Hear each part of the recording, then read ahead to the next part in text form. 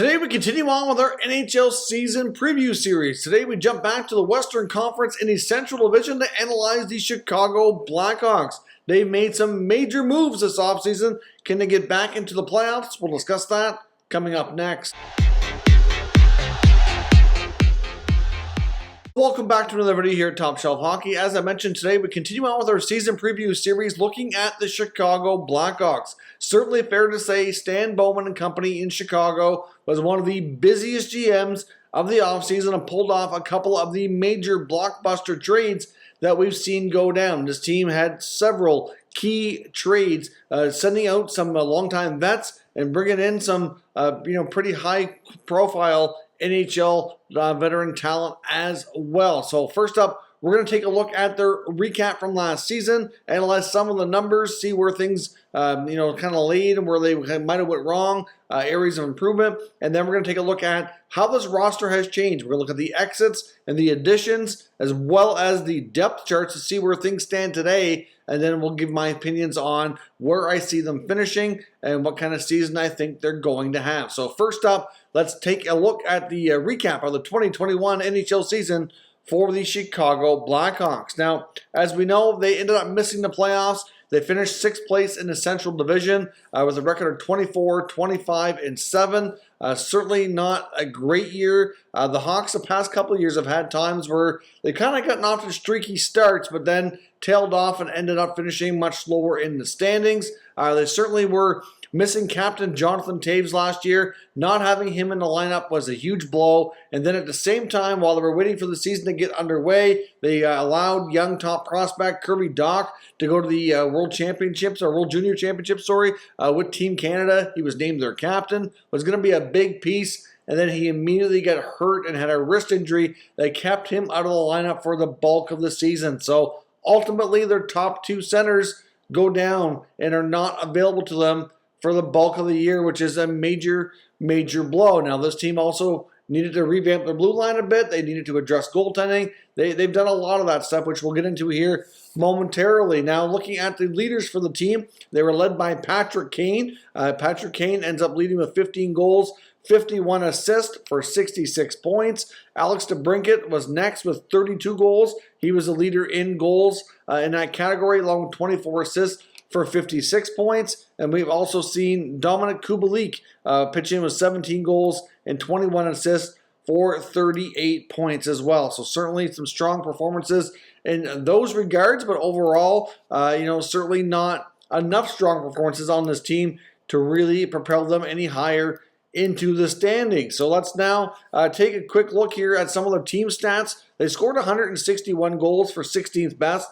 So overall, putting the puck in the net was average, but not, awesome. It could certainly be a bit better. Defensively, goals against was really bad. 186 goals against for 29th best. So clearly, like I said, overall, the blue line, the goaltending, team defense needed to be addressed this offseason. The power play was decent with 21.7% conversion, and the PK was not fabulous at 76.8. So overall, scoring wasn't too much of an issue, but defensively, they were really, really bad last year and needed to find areas and ways to improve that. Now let's take a look at some of the players that have exited the organization during this offseason. Like I said, it's been a very busy offseason for Stan Bowman, making several key trades. Now, the first exit we're going to talk about here is Pius Suter, the Swedish player who they signed, played last year, actually had a decent rookie year, was due a qualifying offer after his RFA contract expired, and they chose not to do that. They let him walk as a UFA, which I found very surprising.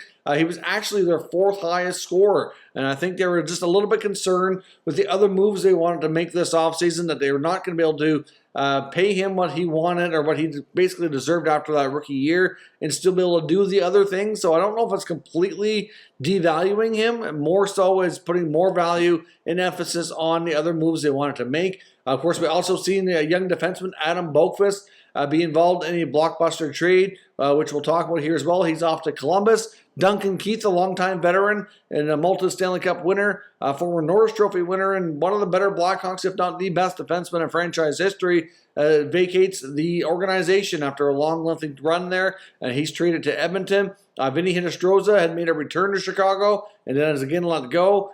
David Kampf is another guy, was not qualified and walked as a UFA. And of course, they also moved on from Nikita Zadorov. So certainly lots of changes there. As you can see, 3 members of the blue line, a couple of forwards, no longer with the team. Now, before we take a look at the rest of this offseason and look at their additions, I do want to pause for a moment and acknowledge our channel sponsor, Exter Smart Wallets. Top Shelf Hockey is proud to be sponsored by Exter. Forbes calls Exter the most successful smart wallet brand in the world.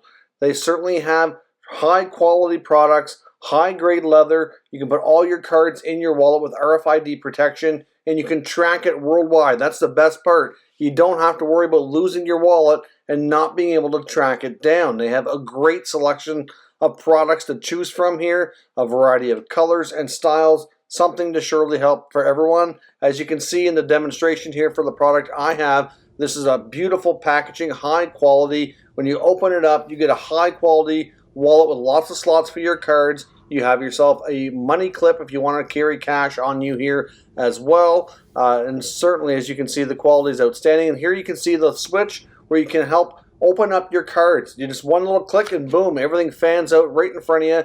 Easy to access. Your cards are protected. And here's the back where you have yet another slot. A terrific overall product, and I can't recommend these enough. Exter ships worldwide, and you can check out the link down below in the description as well as the pinned comment to buy yours today.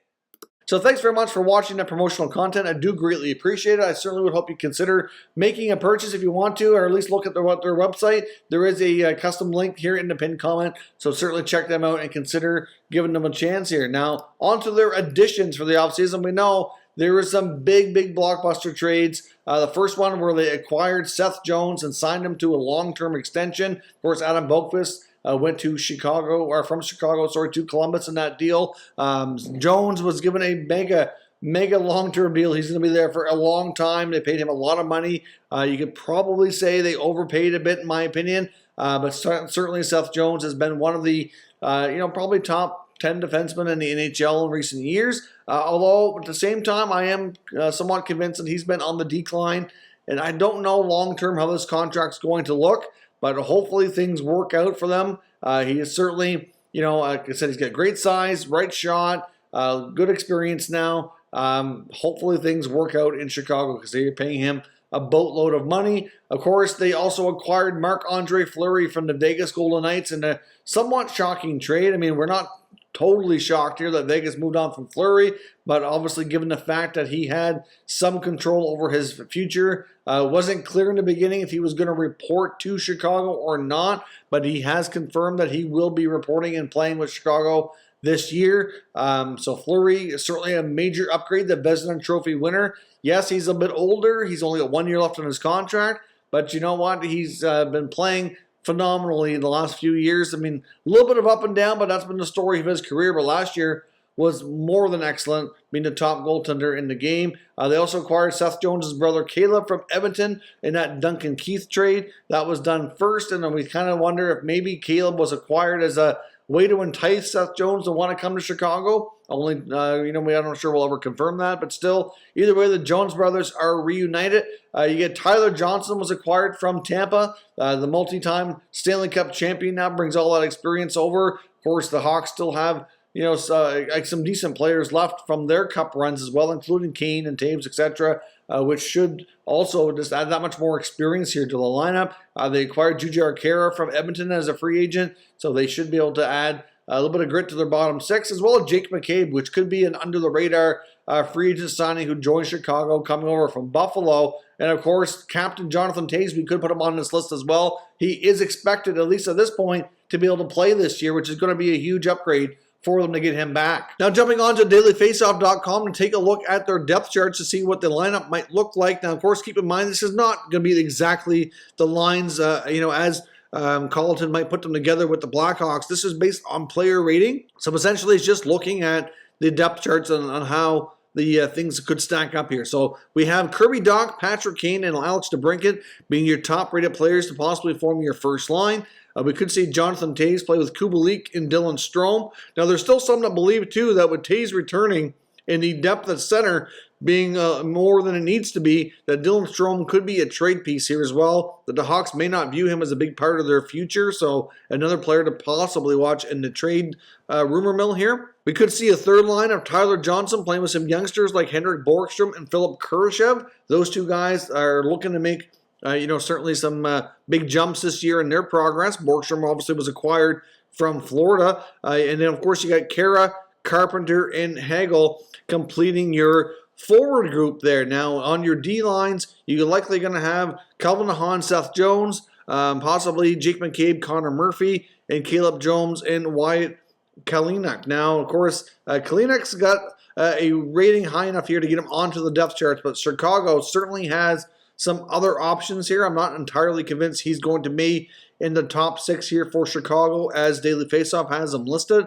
I mean, they also have Riley Stillman, who's been signed to a longer-term deal. To me, he makes more sense to place in the top 6 in that regard. So to me, he's a more likely candidate to be in a starting lineup. And of course, you have Marc-Andre Fleury and Kevin Lankinen making up your goaltending tandem for Chicago for this year. So all in all, Chicago's made a ton of changes, many of which look to be pretty positive changes. Like I said, I'm not entirely convinced that Seth Jones' contract is going to age extremely well throughout the course of it, but in the interim, the blue line is definitely better. Goaltending, definitely better. The forward group should be at least the same, if not a little bit better as well. Getting a full season out of Kirby Dach, hopefully getting Jonathan Toews back, that will certainly help their offensive punch for sure. Hopefully they continue to get strong performances out of guys like Kubalik and Kane and Alex DeBrincat, who continues to be a goal-scoring leader for this team. And we could see some youngsters like Kurashev and Borgstrom hopefully have a positive impact. Tyler Johnson mixed into the mix there. Theoretically, this team should be able to play a stronger game than last year. I suspect they can probably improve their PK. They should be able to improve their team defensive stats. I mean, having an all-star goaltender like Fleury alone will be a big help, along with an improved blue line. Now, they are going to be in a tough Central Division with teams like Colorado, Winnipeg, St. Louis, Minnesota, Dallas. It's not going to be any easy task. Can they make the playoffs? I'm going to say it's possible, and I think near the end of the year, they're at the very least going to be in the conversation. I'm not 100% convinced they're going to be a playoff team. I think they're probably going to be somewhere around that 4th, 5th spot for the Central. Obviously, some other teams have a lot of question marks too, and it's just hard to say. But at the same time, I can totally see the Blackhawks being a team that surprises us and be one of the teams that finishes much higher in the standings than many of us might think, or at least for me. I'm not sure how many other people are predicting them to be higher and definitely be a playoff team. I think it's maybe playoffs for me. I'm not 100% sold just because of the other tough teams that they're up against. But if teams like St. Louis and Winnipeg don't perform to the level that I expect them to, I can certainly see a team like Chicago kind of swooping in there, have Fleury steal some games, and you just never know what can happen, right? I mean, we saw what happened in the bubble playoffs in 2020, 2021 when they went in, beat Edmonton, right? Like all you got to do is get in, and you just never know. They could have the ability with all the experience they have to steal some games and steal a series. So to me, Chicago is definitely a team that you need to watch. They're definitely a team that's going to be greatly improved, and I'd be curious to see how these big additions can make this team better. Like I said, and just getting Jonathan Toews back alone, it's like making another huge trade. So compared to last year, you insert Toews, Jones, and Fleury into this lineup. That is a significant change on this Hawks team. So let me know what your thoughts are on the Chicago Blackhawks moves they made this offseason. Do you see them being a playoff team? Let me know your thoughts and predictions of where you see them finishing down below in the comments. If you're new to this channel, make sure you subscribe and stick around. We will keep you up to date with all the latest news, rumors, and analysis on all 32 NHL teams. And of course, plenty more videos to come in this series as we go through the rest of the league. Thank you for watching, and I'll catch you next time.